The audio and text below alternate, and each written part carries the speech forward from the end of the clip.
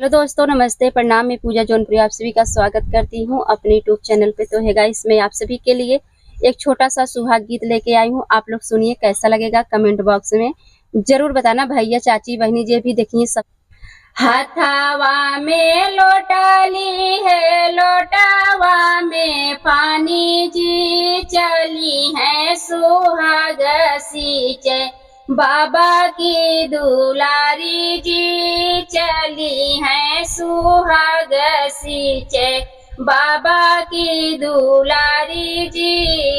गिरी गाये लोटावा ढरकी गाये पानी जी, गिरी गाये लोटावा ढरकी गाये पानी जी। सुसुकी सुसुकी रोवई बाबा की दुलारी जी, सुसुकी सुसुकी रोवई बाबा की दुलारी जी।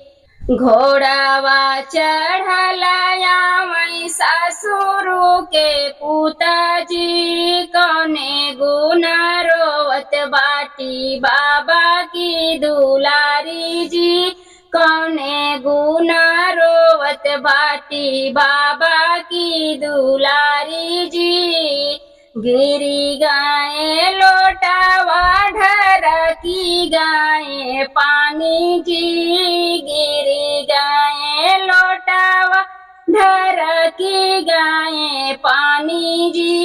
यही गुने रोवत बाटी बाबा की दुलारी जी, यही गुने रोवत बाटी बाबा की दुलारी जी। नाधी देबै चारा खीता भारी देबै पानी जी, नाधी देबै चारा खीता भारी देबै पानी जी।